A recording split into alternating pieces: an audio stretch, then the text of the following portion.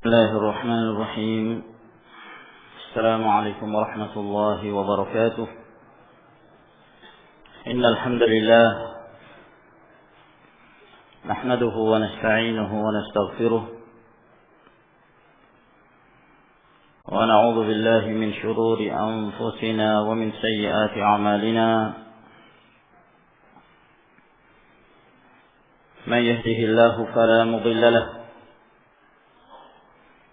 ومن يضلل فلا هادي له، وأشهد أن لا إله إلا الله وحده لا شريك له، وأشهد أن محمدا عبده ورسوله. يا أيها الذين آمنوا اتقوا الله حق تقاته ولا تموتن إلا وأنتم مسلمون. يا أيها الناس اتقوا ربكم الذي خلقكم من نفس واحدة وخلق منها زوجها وبث منهما رجالا كثيرا ونساء، واتقوا الله الذي تساءلون به والأرحام إن الله كان عليكم رقيبا. يا أيها الذين آمنوا اتقوا الله وقولوا قولا سديدا يصلح لكم أعمالكم ويغفر لكم ذنوبكم،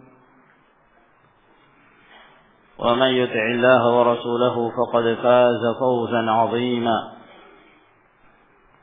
أما بعد، فإن أصدق الحديث كلام الله تعالى، وخير الهدي هدي محمد صلى الله عليه وعلى آله وسلم، وشر الأمور محدثاتها، فإن كل محدثة بدعة، وكل بدعة ضلالة، وكل ضلالة في النار. معاشر المسلمين رحمكم الله، alhamdulillah, Allah Jalla wa'ala yang senantiasa memberikan kepada kita karunia dan kenikmatannya, sehingga pada malam hari ini Allah Tabaraka wa Ta'ala masih berkenan untuk mengumpulkan kita dalam halaqah ilmiah yang di dalamnya kita membaca kitabullah, membaca hadis-hadis Rasulullah sallallahu alaihi wasallam, dan saling ajar mengajar di antara kita sekalian. Dan ini adalah merupakan amalan yang paling afdal yang dituntut oleh seorang muslim, khususnya pada zaman-zaman terbelakang ini, zaman yang penuh dengan fitnah, zaman yang demikian besar godaan dunia yang tidak terselamatkan dari berbagai fitnah tersebut kecuali yang dirahmati Allah Jalla wa'ala. Sehingga apabila seorang muslim dibimbing oleh Allah Subhanahu wa Ta'ala untuk senantiasa mengisi waktu-waktunya dengan talabul ilm, dengan belajar sambil memberikan faedah antara satu dengan yang lainnya, lalu kemudian mengamalkan ilmu yang telah kita ketahui, maka ini adalah merupakan kenikmatan yang besar yang kita senantiasa memohon kepada Allah Tabaraka wa Ta'ala. Semoga Allah senantiasa menjaga kenikmatan yang besar ini pada kita sekalian, dan semoga Allah Jalla wa'ala senantiasa membimbing kita untuk ditunjukkan al-haq dan dibimbing untuk senantiasa berjalan di atasnya dan meninggalkan segala jenis kebatilan dan jalan-jalan kesesatan yang semakin menjauhkan seorang hamba dari as-siratul mustaqim. Ma'asyiral muslimin rahimakumullah, kita lanjutkan kembali pengajian dan pembahasan kita dari Sahih Al-Imam Al-Bukhari rahimahullahu ta'ala, di mana pada pertemuan sebelumnya kita telah menjelaskan hadis Abu Musa Al-Asy'ari radhiyallahu ta'ala anhu, di mana Rasulullah sallallahu alaihi wa alihi wasallam menjelaskan tentang 3 golongan yang mereka mendapatkan 2 kali pahala. Seorang yang beriman kepada nabinya sebelum diutusnya Rasul alaihi salatu wassalam, kemudian setelah dia mendengarkan berita tentang telah diutusnya seorang nabi dan rasul pada akhir zaman, maka dia pun beriman kepadanya. Kemudian yang kedua, seorang hamba, seorang budak sahaya yang senantiasa taat kepada Allah dan menjalankan perintah-perintah tuannya. Dan yang ketiga adalah seorang yang memiliki budak wanita, lalu dia mendidiknya, mengajarkan kepadanya adab dan akhlak, dan mengajarkan kepadanya ilmu, lalu kemudian dia membebaskannya dan menikahinya. Mereka inilah yang disebutkan oleh Nabiullah alaihi salatu wassalam, falahu ajran. Dia mendapatkan 2 pahala. Dan dari sanalah Al-Imam Al-Bukhari rahimahullahu ta'ala beristinbat, di mana beliau menyebutkan pada judul, dalam menyebutkan hadis tersebut, anjuran atau pentingnya memberikan pelajaran kepada keluarga, mendidik istri dengan ilmu syar'i, mengajarkan kepadanya al-awamir wal nawahi, perintah-perintah dan larangan dari Allah dan Rasulnya sallallahu alaihi wa ala alihi wasallam. Maka pada malam hari ini insyaallah taala kita melanjutkan kembali ke bab yang berikutnya. Berkata al-Imam Abu Abdullah Muhammad bin Ismail bin Ibrahim ibn al-Mughirah ibn Baldizbah al-Ju'fi maulahum al-Bukhari rahimahullahu ta'ala, bab 'idhati al-imam an-nisaa wa ta'limihinna. Bab seorang imam, seorang pemimpin menasihati para wanita dan mengajarkan kepada mereka ilmu. Al-Imam Al-Bukhari rahimahullah ta'ala menyebutkan bab ini untuk menjelaskan bahwa apa yang disebutkan sebelumnya dari bab tentang anjuran mengajarkan ilmu kepada keluarga itu tidak terkhusus kepada seorang pemimpin keluarga kepada keluarganya saja. Oleh karena itu beliau menyebutkan bab ini untuk menjelaskan bahwa bukan hanya pemimpin keluarga terhadap keluarganya, namun secara umum seorang pemimpin negara, seorang yang diberikan amanah untuk mengurusi rakyat, juga dianjurkan untuk memberikan mau'izah, memberikan nasihat secara umum, baik kepada kaum lelaki maupun kepada wanita, dan mau'izah secara khusus, nasihat secara khusus kepada kaum hawa, kepada para wanita. Dan ini adalah merupakan hal yang sangat penting, di mana seorang pemimpin memperhatikan keadaan rakyatnya, memperhatikan kondisi mereka, dan senantiasa memberikan nasihat-nasihat yang baik yang mendatangkan kemaslahatan. Seorang pemimpin dianjurkan untuk memberikan wasiat kepada rakyatnya untuk bertakwa kepada Allah Subhanahu wa taala. Pemimpin negara adalah seorang yang diberikan amanah dan tanggung jawab yang besar, yang apabila dia menjalankan dengan kebaikan, maka dia akan mendapatkan keutamaan. Bahkan Rasulullah sallallahu alaihi wasallam menyebutkan bahwa seorang pemimpin yang adil, yang menegakkan hukum Allah Jalla wa'ala,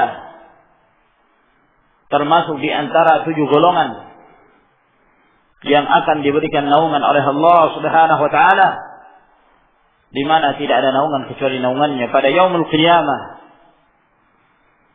Dalam hadis yang masyhur yang diriwayatkan oleh Bukhari dan Muslim, hadis Abi Hurairah radhiyallahu taala anhu, sab'atun yudhilluhumullah fi dhillihi la dhilla illa dhilluh yauma la dhilla illa dhilluh. Ada 7 golongan di mana Allah tabaraka wa taala akan memberikan naungan kepada mereka pada yaumul qiyamah, hari yang tidak ada naungan kecuali naungan Allah azza wa jalla. Di antara yang disebutkan al-imamul adil, seorang imam yang adil, seorang imam yang bertakwa kepada Allah tabaraka wa taala, yang bersikap adil kepada rakyatnya, yang tidak berbuat zalim kepada rakyatnya. Naam, maka ini adalah merupakan tugas seorang pemimpin. Oleh karena itu Rasulullah sallallahu alaihi wasallam, beliau sebagai pemimpin kaum muslimin, maka beliau senantiasa memberikan waktu-waktu tertentu untuk umatnya, di mana beliau memberikan nasihat-nasihatnya kepada mereka. Hadis Al-Irbad bin Sariyah menjelaskan bahwa Rasulullah sallallahu alaihi wasallam mewasiatkan kepada umatnya kebaikan. Usikum bitaqwallah was-sam'i wat-tha'ah wa in ta'ammara 'alaikum 'abdun habashi ila akhir al-hadis. Aku wasiatkan kalian untuk bertakwa kepada Allah Jalla wa Ala dan senantiasa mendengar dan taat pada pemimpin, walaupun yang memerintah kalian itu adalah seorang budak dari Habasyah, dan seterusnya dari hadis Al-Irbad yang masyhur. Maka di sini menunjukkan bahwa Rasulullah sallallahu alaihi wasallam senantiasa memberikan nasihat dan wejangan-wejangan yang bermanfaat untuk umatnya. Demikian pula untuk para wanita secara khusus, kita dianjurkan untuk senantiasa memelihara mereka, sebab termasuk di antara sebab kerusakan yang ada di sebuah negeri, salah satu penyebab terbesarnya adalah an-nisa, fitnatun nisa, fitnah para wanita. Sampai Nabi sallallahu alaihi wasallam mengatakan, "Ma taraktu ba'di fitnatan ashadda 'ala ar-rijali min an-nisa." Aku tidak meninggalkan setelahku ada satu fitnah, satu cobaan, satu ujian yang sangat berat yang sangat berbahaya terhadap umat ini, terhadap kaum lelaki dari fitnahnya wanita. Fattaqud dunya wattaqun nisa fa inna aktsara fitnati bani Israil kanat fin nisa. Takutlah kalian terhadap dunia dan takutlah kalian terhadap para wanita. Sesungguhnya fitnah yang menimpa Bani Israel yang dominan adalah fitnahnya para wanita. Sehingga para wanita butuh untuk selalu diberikan nasihat, al-mau'izah, an-nasiha, terkhusus apabila seorang itu pemimpin, baik dia sebagai pemimpin rumah tangga dalam memberikan nasihat kepada keluarganya, atau seorang pemimpin bangsa dan negara, hendaklah memberikan wasiat dan nasihat yang baik untuk rakyatnya, khususnya untuk para wanita. Berkata Imam Al-Bukhari rahimahullahu taala, haddatsana Sulaiman bin Harb, telah memberitakan pada kami Sulaiman bin Harb Al-Azdi Al-Washihi Abu Ayyub. Beliau berasal dari Basrah.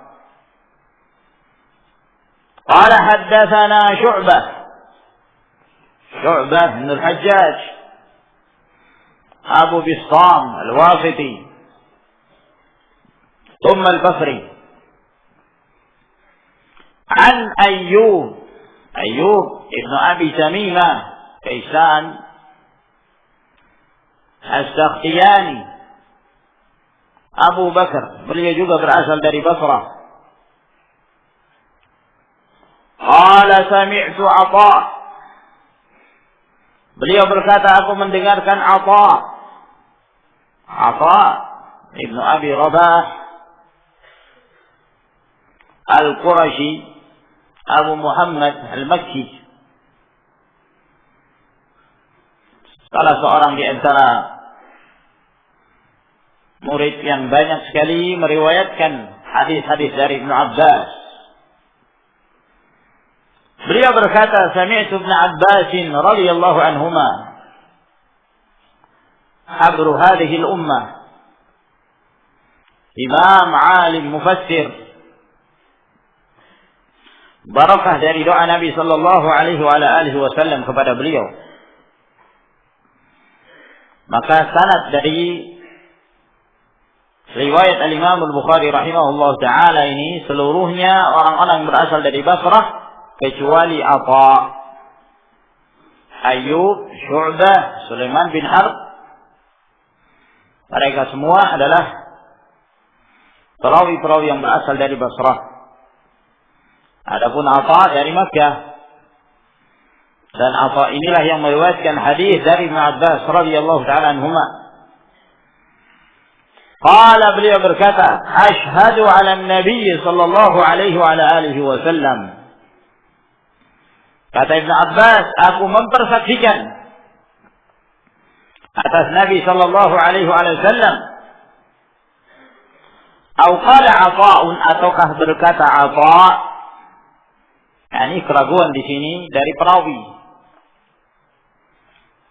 Nah, beliau ragu yang mana yang dikatakan. Apakah Ibnu Abbas yang mengatakan aku bersaksi atau aku menyaksikan Nabi sallallahu alaihi wasallam, ataukah Atha mengatakan asyhadu 'ala Ibnu Abbasin anna Rasulullah sallallahu alaihi wasallam, aku mempersaksikan atau aku menyaksikan Ibnu Abbas mengatakan bahwa Rasulullah sallallahu alaihi wasallam kharaja, beliau keluar, dan keluarnya Nabi alaihi salatu wassalam pada waktu itu adalah pada Yaumul Id, pada hari Id, di saat beliau berkhutbah dalam salatul Id, maka beliau keluar. Wa ma'ahu Bilalun, dan bersama beliau adalah Bilal. Dan ini dilakukan oleh Nabi sallallahu alaihi wasallam pada saat beliau selesai berkhutbah di hadapan para sahabat. Setelah beliau berkhutbah dalam salatul Id, karena tempat wanita yang jauh dan tentunya kondisi pada waktu itu tidak seperti sekarang,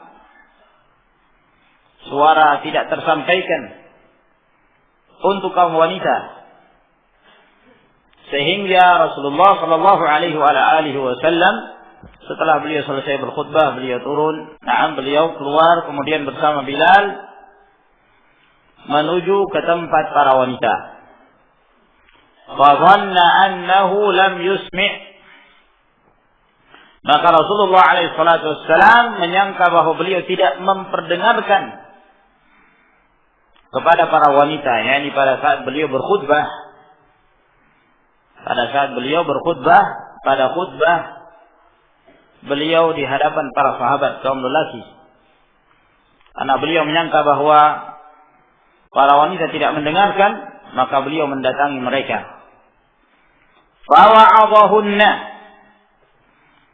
Maka Rasulullah alaihi salatu wassalam memberikan nasihatnya kepada mereka. Dan di antara nasihat yang disampaikan oleh Nabi Shallallahu Alaihi Wasallam pada waktu itu, beliau ingatkan dan beliau mengatakan, Inni ra'aitukunna aktsara ahli nar. Sesungguhnya aku melihat kalian ini wahai para wanita yang paling banyak yang menjadi penghuni neraka adalah para wanita. Lalu pada saat itu ada seorang wanita bertanya kepada Rasulullah sallallahu alaihi wasallam, "Lima ya Rasulullah, hal yakfurna billah?" Apa yang menyebabkan mereka itu masuk ke dalam neraka? Apakah mereka itu kufur? Apakah mereka ingkar kepada Allah Jalla wa Ala?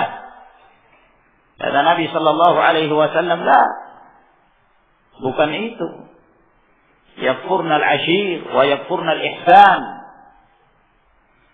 Law ahsanta ila ihdahunna ad-dahra thumma ra'at fika shay' qalat wallahi ma ra'aitu fika khairan qattu." Mereka suka mengingkari suami mereka. Ingkar kepada suami, menentang suami. Suka mengingkari perbuatan kebaikan. Apabila engkau telah berbuat baik kepadanya sepanjang masa, lalu dia melihat kamu berbuat satu kesalahan, maka seakan-akan kebaikan-kebaikan itu semua hilang dan dia mengatakan, demi Allah saya tidak melihat satupun kebaikan darimu. Subhanallah. Mengingkari kebaikan, mengingkari nikmat yang Allah Subhanahu wa taala berikan. Maka ini yang dimaksud oleh beliau, fawa'adhahunna, bahwa Nabi sallallahu alaihi wasallam menasihati mereka. Di antara nasihat beliau adalah peringatan, hati-hati. Kebanyakan penduduk neraka itu adalah para wanita. Nah, karena kufurnya mereka, suka mengingkari kebaikan, suka melanggar syariah, tidak berhijab, tidak berjilbab, suka menggunjing orang lain dengan kata-kata yang buruk dan yang lain sebagainya dari perbuatan-perbuatan kemaksiatan. Wa amarahunna bisadaqah, dan Nabi sallallahu alaihi wasallam memerintahkan mereka untuk senantiasa bersedekah. Nah, oleh karena itu Rasulullah alaihi salatu wassalam menganjurkan mereka untuk sedekah pada waktu itu. Di antara amalan kebaikan yang dapat menghindarkan seorang dari neraka adalah memperbanyak sedekah. Tasaddaqna fa inni ra'aitukunna aktsara ahli nar. Bersedekahlah kalian wahai para wanita, karena sesungguhnya aku melihat kalian orang yang paling banyak penduduk neraka. Faja'alatil mar'atu tulqil qurfa wal khatama. Maka wanita pun di antara mereka ada yang melemparkan al-qurt. Nah, al-qurt yaitu anting yang melingkar di telinga. Bentuknya melingkar. Wal khatam, dan cincin mereka. Wa Bilalun ya'khudhu fi tarafi thawbihi, sementara Bilal mengambilnya di ujung pakaiannya. Beliau mengambil pakaiannya, kemudian beliau yang menampung sedekah para wanita pada waktu itu. Wa qala Ismailu an Ayyuba an Atha, dan berkata Ismail, yang dimaksud Ismail ada Ismail bin Ulayyah dari Ayyub bin Abi Tamimah Sakhtiyani an Atha bin Abi Rabah. Wa qala an Ibn Abbas, dan beliau berkata dari Ibn Abbas, asyhadu ala Nabi sallallahu alaihi wa ala alihi wasallam, aku mempersaksikan Nabi alaihi salatu wasallam. Jadi dalam riwayat Ismail ketika meriwayatkan dari Ayyub tidak ada keraguan, disebutkan dengan lafaz aku menyaksikan Nabi sallallahu alaihi wa ala alihi wasallam. Sehingga yang zahir bahwa yang ragu dalam riwayat ini adalah Syu'bah. Karena Syu'bah yang meriwayatkan dari Ayyub, sebagaimana Ismail bin Ulayyah juga meriwayatkan dari Ayyub. Wallahu taala alam. Maka di dalam hadis yang kita sebutkan ini, di sana ada beberapa fawaid yang sangat penting dari nasihat Nabi sallallahu alaihi wasallam pada kejadian tersebut. Di dalam hadis ini menjelaskan kepada kita dianjurkannya untuk menasihati para wanita.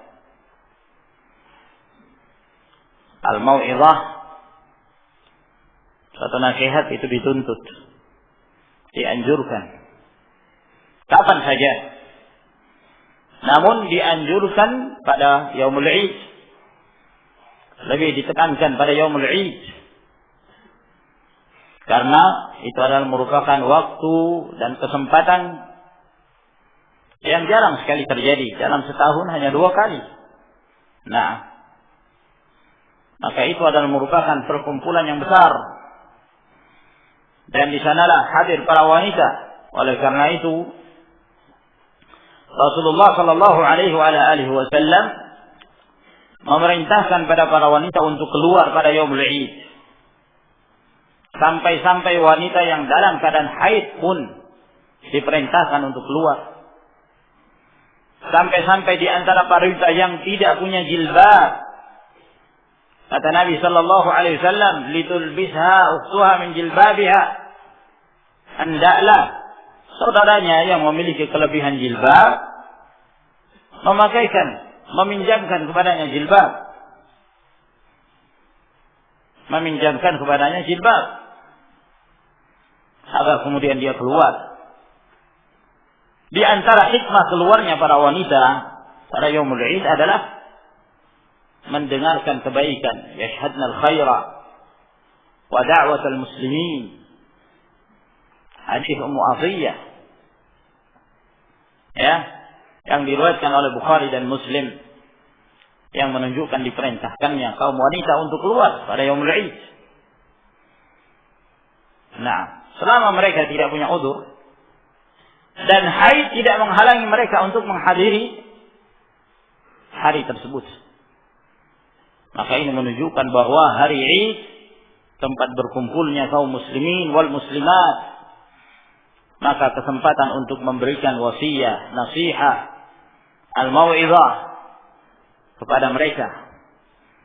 Maka inilah yang dijadikan oleh Nabi sallallahu alaihi wasallam sebagai momen penting dalam menyampaikan nasihat. Sehingga Rasulullah alaihi wasallam yang pada waktu itu beliau menyangka bahwa beliau tidak memperdengarkan apa yang beliau sampaikan pada wanita karena suara. Naam, waktu itu tidak ada speaker pembesar suara, sehingga beliau setelah menasihati para sahabat kaum lelaki, beliau mendatangi tempatnya para wanita, lalu kemudian menasihati mereka. Nah, adapun sekarang walhamdulillah, ya, kita diberikan kemudahan oleh Allah Subhanahu wa taala dengan mukabbirus shaut, pembesar suara ini adalah merupakan nikmat dari kenikmatan yang Allah Subhanahu wa taala berikan kepada kita, manfaatkan dengan kebaikan. Naam, di antara teknologi ada yang bermanfaat. Selama itu akan menjadikan seorang memanfaatkan kebaikan, maka tidak mengapa yang demikian. Dan tidak termasuk bid'ah seperti yang dianggap oleh sebagian mereka. Naam, mengumandangkan azan dengan pembesar suara tidak jadi masalah, dianjurkan, sebab suara azan semakin jauh semakin afdal. Nah, bahkan Nabi alaihi salatu wassalam mengatakan, "Ma yasma'u mada sautil muazzin insun wala jinnun wala syai' illa syahida lahu yaumal qiyamah." Tidaklah yang mendengarkan lantunan suara muazzin, apakah itu manusia atau jin atau apa saja dari makhluk, melainkan akan mempersaksikan kebaikan untuk muazzin tersebut pada yaumul qiyamah, pada hari kiamat. Maka tidak mengapa selama itu dimanfaatkan dalam kebaikan insyaallah taala. Dan di dalam hadis ini juga menjelaskan kepada kita anjuran untuk bersedekah. Menganjurkan seorang untuk bersedekah itu termasuk di antara al-a'mal as-salihah. Amalan salih. Naam. Terkhusus pada momen-momen tertentu seperti pada Yaumul Id. Dianjurkan untuk menganjurkan pada kaum muslimin untuk bersedekah. Ya. Sebab ada hari-hari tertentu seorang itu sangat dianjurkan untuk memperbanyak sedekah. Nabi sallallahu alaihi wasallam beliau dikenal sebagai seorang yang sangat dermawan. Nah, sangat dermawan. Kata Ibnu Abbas, "Kana Nabi sallallahu alaihi wasallam ajwadan nas wa kana ajwadu ma yakunu fi Ramadan." Nabi sallallahu alaihi wasallam itu adalah manusia yang paling dermawan. Namun beliau lebih dermawan lagi pada saat tiba bulan Ramadan. Menunjukkan ada saat-saat tertentu kita dianjurkan memperbanyak sedekah. Termasuk pada Yaumul Id. Anjuran untuk senantiasa memperbanyak sedekah. Nah, dan menganjurkan seorang untuk bersedekah itu termasuk di antara amal saleh. Nah, menganjurkan seorang bersedekah ya ikhwan. Naam, untuk jihad di jalan Allah Subhanahu wa taala. Bersedekah ya ikhwan untuk dakwah. Bersedekah ya ikhwan untuk si fulan atau illan fuqara, orang-orang miskin atau yang semisalnya. Naam, bersedekah untuk mengadakan suatu daurah ilmiah. Naam, ta'awun, maka ini adalah termasuk amal saleh. Karena ada sebagian mereka, naam, yang tidak mengerti bawabit syar'iyyah, mengatakan bahwa menganjurkan seorang untuk naam mengumpulkan dana untuk daurah atau yang semisalnya, ini termasuk tasawwul, mengemis katanya. Mengemis yang tercela. Yang dikatakan oleh Nabi sallallahu alaihi wasallam, barang siapa yang meminta sesuatu tanpa ada kebutuhan, maka dia akan datang pada hari kiamat dalam keadaan tidak ada pada dirinya itu sedikit pun dari daging. Nah, yang menunjukkan bahwa dia dalam keadaan tercela dan terhinakan. Hadis-hadis yang menunjukkan anjuran kepada kaum muslimin untuk bersedekah sangat banyak. Mustafidah. Yang tercela itu apabila seorang meminta untuk dirinya, ya, dalam keadaan dia tidak punya hajah, itu yang tercela. Nah, dia datang mengemis ke satu orang atau datang ke tempat yang lain, nah, untuk dirinya, maka ini adalah sesuatu yang tercela. Adapun menganjurkan seorang ada pembangunan masjid, nah, barang siapa ingin bersedekah, tafadhal, silahkan, maka yang demikian tidak mengapa, insyaallah taala. Dan hadis ini termasuk yang menunjukkan bahwa Nabi sallallahu alaihi wasallam memerintahkan dan menganjurkan pada para wanita untuk bersedekah. Dan di dalam hadis ini juga menjelaskan kepada kita keutamaan bersedekah, bahwa dengan bersedekah itu akan menghilangkan sekian banyak kesalahan dan perbuatan-perbuatan dosa. Dan dengan bersedekah termasuk di antara perkara yang dapat menyelamatkan seorang dari neraka. Perhatikan Nabi sallallahu alaihi wasallam itu menghubungkan perintah untuk bersedekah dengan berita dari beliau bahwa kebanyakan penduduk wanita itu dari kalangan kebanyakan penduduk neraka itu dari kalangan para wanita. Tasaddaqna fa inni ra'aitukunna aktsar ahli nar. Bersedekahlah kalian karena sesungguhnya aku melihat kalian ini adalah orang yang paling banyak yang dimasukkan ke dalam api neraka. Maka di sini isyarat dari Nabi sallallahu alaihi wasallam bahwa apabila kalian ingin selamat dari api neraka, maka perbanyaklah dalam bersedekah. Perbanyaklah bersedekah, karena sedekah tersebut dapat menyebabkan kalian keluar dari apa yang disebutkan oleh beliau bahwa penduduk wanita adalah yang terbanyak yang berada di dalam neraka. Nah, di dalam hadis ini juga dijadikan dalil oleh para ulama diperbolehkannya seorang wanita bersedekah dengan hartanya walaupun tanpa izin suaminya. Walaupun tanpa izin suaminya. Nah, berdasarkan hadis ini, para wanita bersedekah, mereka tidak menghubungi suaminya terlebih dahulu. Nah, maka boleh seorang wanita itu bersedekah walaupun dia tidak mengabarkan kepada suaminya. Tapi dari hartanya, bukan harta suami. Ya, beda kalau misalnya suami mengatakan ini anting silahkan dipakai, pinjam. Nah, itu anting milik saya tapi saya pinjamkan pada kamu. Gelang milik saya pinjamkan pada kamu.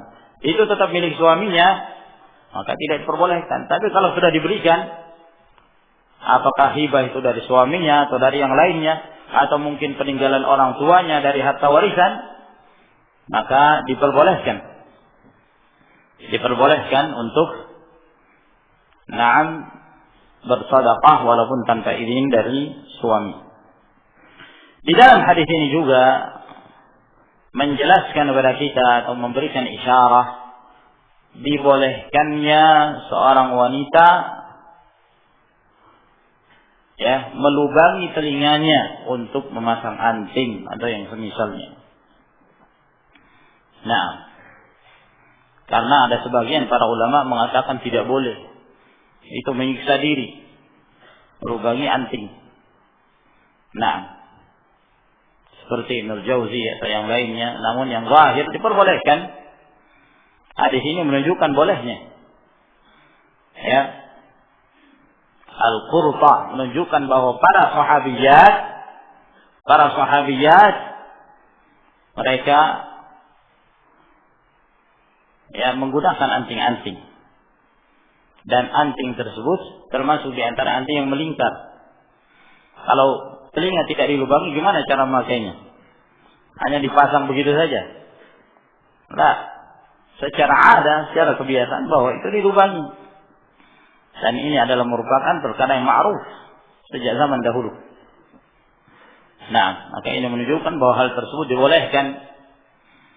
Dan Nabi sallallahu alaihi wasallam tidak mengingkari hal tersebut. Nah, untuk kaum wanita. Adapun kaum lelaki tidak diperbolehkan. Ya, sekarang ini subhanallah, sebagian laki-laki, anak muda dan anak tua, Kadang anak sebagian anak tua ada juga. Nah, ya, orang tua yang masih berjiwa muda katanya, pakai anting-anting, anting kiri atau anting kanan atau, nah, ya, dan ini menyerupai wanita. Belum lagi ditambah ini tasyabbuh dengan orang-orang fasik, orang-orang kafir. Dan tidak sepantasnya seorang muslim melakukan hal yang demikian. Subhanallah, hal yang sangat lucu dan sangat menggelikan melihat laki-laki pakai anting. La haula wala quwwata illa billah. Telah berubah fitrah. Dan dia merasa bangga dengan itu. Merasa bangga. Apa yang harus dibanggakan? Nah, seorang tanpa amal saleh, apa yang harus dibanggakan? Waliyadzubillah, hanya sekedar membanggakan diri di dunia, membanggakan diri di hadapan manusia yang lainnya, namun dia tidak menjadi mulia di sisi Allah Subhanahu wa taala. Yang demikian, ma'asyiral ikhwah rahimakumullah, akan membinasakan seorang. Nah, maka oleh karena itu jangan setiap apa yang datang dari luar terus diterima lagi. Sebagian mereka bahkan kaum muslimin seperti itu keadaannya. Nah, dengan alasan mengikuti perkembangan zaman katanya. Nah, ada lagi yang baru ditiru, ada lagi yang baru ditiru, diciplak terus seperti itu. Nah, alhamdulillah kalau yang ditiru itu dari orang-orang yang saleh, hamba-hamba yang saleh. Tapi yang ditiru dari orang-orang yang jahat, orang-orang fasik. Naam, dari kalangan para binatang-binatang film, ya. Dan yang semisal mereka, Wallahul musta'an. Apa yang mereka lihat? Tiru. Ya. Wanita secara fitrah senang dengan rambut yang panjang. Tapi karena mereka melihat, nah, sebagian binatang film rambutnya pendek, ditiru. Allahul musta'an. Nanti ada lagi yang lain, ditiru lagi. La haula wala quwwata illa billah. Seorang muslim dan muslimah itu harus mulia dengan agamanya. Dia tidak meniru kecuali orang-orang yang saleh. Nah, inna tashabbuha bil kirami falahu. Sesungguhnya meniru orang-orang yang mulia itu adalah kemenangan. Adalah kemenangan. Oleh karena itu penting membaca biografi orang-orang yang saleh, membaca sejarah Rasul sallallahu alaihi wasallam, bagaimana akhlak beliau, membaca sejarah para sahabat, bagaimana akhlak mereka, membaca sejarah para tabi'in, atba'ut tabi'in, para imam di dalam Islam. Untuk apa? Agar kita meniru mereka, mencontoh mereka, dan pada mereka lah lebih patut untuk kita tiru. Bagaimana akhlak mereka, bagaimana cara mereka bermuamalah, bagaimana cara mereka bergaul. Wallahi itu akan mendidik seorang. Naam, mendidik seorang kepada kebaikan. Nah, dan lalu kemudian kita bandingkan kepada mereka-mereka yang tidak meniru kecuali kepada orang-orang yang fasik, pada anak jalanan, orang-orang yang tidak jelas amal ibadah mereka, maka wallahi tidak ada keuntungan mengikuti cara-cara dan jalan mereka. Wallahul musta'an. Dan di dalam hadis ini juga dijadikan dalil oleh para ulama bahwa seorang wanita dihalalkan untuk memakai perhiasan dari emas dengan bentuk apa saja. Dengan bentuk apa saja. Apakah yang melingkar atau yang tidak melingkar. Dan ini adalah pendapat yang paling sahih. Dan ini pendapat jumhur ulama. Bahkan sebagian para ulama ada yang menukilkan ijma' bahwa seorang wanita boleh memakai perhiasan dari emas dengan segala bentuknya, dengan syarat tentunya dia harus membayar zakat dari perhiasan itu. Hati-hati, kadang-kadang seorang muslimah lalai dari membayar zakat. Bertahun-tahun dia memakai perhiasan, lalu dia tidak mengerti bahwa dia harus mengeluarkan zakat dari perhiasan itu. Nah, dia harus mengeluarkan. Kalau tidak demikian maka itu berstatus sebagai kanzun, al-kanz, yang disebutkan oleh Allah Subhanahu wa taala, walladzina yaknizuna adh-dhahaba wal-fidda wa la yunfiqunaha fi sabilillah fabashshirhum bi'adzabin alim yauma yuhma 'alaiha fi nari jahannam fatukwa biha jibahum wa junubuhum wa dhuhuruhum hadza ma kanaztum li anfusikum fadhuqu ma kuntum taknizun. Orang-orang yang mereka itu menyimpan, itu disebut kanz.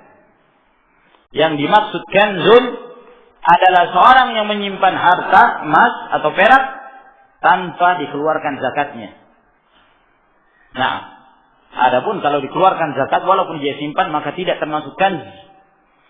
Orang-orang yang menyimpan emas dan perak dan tidak menginfakkannya di jalan Allah Subhanahu wa taala, maka sampaikan kabar kepada mereka, mereka akan merasakan azab yang sangat pedih. Pada hari akan dipanasi tubuh mereka dalam neraka jahannam wal'iyadzubillah, akan disiksa tubuh mereka. Lalu dikatakan bahwa ini disebabkan karena kalian menyimpan harta kalian dan tidak mengeluarkan zakat, tidak mengeluarkan sedekah dari apa yang telah Allah Subhanahu wa taala berikan. Maka persyaratannya seorang memakai perhiasan, dia harus mengingat sejak kapan dia memiliki perhiasan itu. Ini yang pertama. Dia harus mengetahui. Kemudian yang kedua, dia harus mengetahui nisab. Nisabnya. Berapa zakat? Apakah yang telah dia miliki dari perhiasan tersebut telah mencapai nisab? Telah mencapai hitungan 20 dinar? Atau yang setara dengan 85 gram emas? Nah, apabila mencapai berat demikian 85 gram, maka dia harus mengeluarkan 2,5% dari perhiasan tersebut. Boleh dari uang yang lain, boleh yang dia miliki. Nah, sebagai zakat. Dan itu tiap tahun. Karena ada yang menyangka bahwa zakat itu hanya dibayar sekali seumur hidup. Oh, keliru. Itu setiap tahun. Nah, mencapai 1 tahun berikutnya hijriyah, maka dia harus mengeluarkan lagi. Maka ini ma'asyiral ikhwah rahimakumullah. Adapun kalau dia telah mengeluarkan, maka diperbolehkan.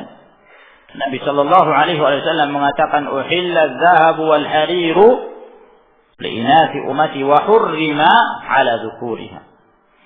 Bahwa telah dihalalkan emas dan sutra untuk wanita dari kalangan umatku dan diharamkan untuk para wanita, para lelakinya. Diharamkan untuk kaum lelaki dari kalangan umat ini. Nah, maka hadis ini secara umum menunjukkan boleh. Karena ada sebagian dari kalangan para ulama, pendapat Syekh Al-Albani rahimahullah taala juga beliau menyebutkan di dalam kitab beliau Adabuz Zifaf bahwa diharamkan bagi wanita berhias atau menggunakan perhiasan yang melingkar. Menggunakan perhiasan yang melingkar. Jadi berdasarkan pendapat yang demikian, gelang tidak boleh. Nah, karena melingkar. Az-zahabul muhallaq. Cincin tidak boleh karena melingkar. Anting melingkar tidak boleh.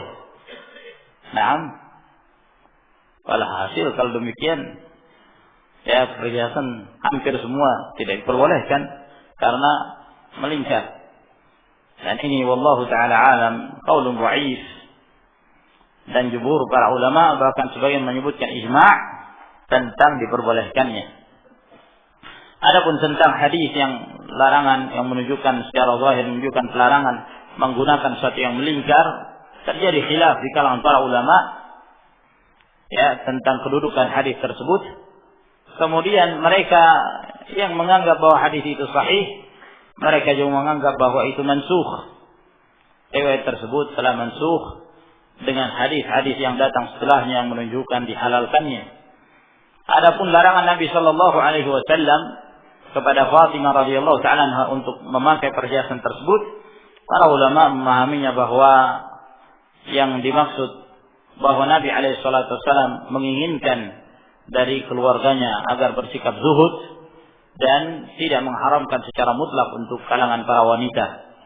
Sehingga Allah Ta'ala alam yang zahir dari hadis-hadis menunjukkan diperbolehkannya bagi para wanita untuk memakai perhiasan dengan segala bentuknya. Allah Ta'ala alam. Adapun kaum lelaki tidak diperbolehkan memakai emas, apakah itu cincin ataukah kalung atau gigi, ya, atau yang semisalnya, maka tidak diperbolehkan. Maka ini wallahu ta'ala alam yang kita jelaskan pada pertemuan kita di malam hari ini. Wallahu ta'ala alam bis-shawab. Saya kira sampai di sini insyaallah. Wallahu ta'ala alam wa akhiru da'wana alhamdulillahirabbil alamin. Wassalamu alaikum warahmatullahi wabarakatuh.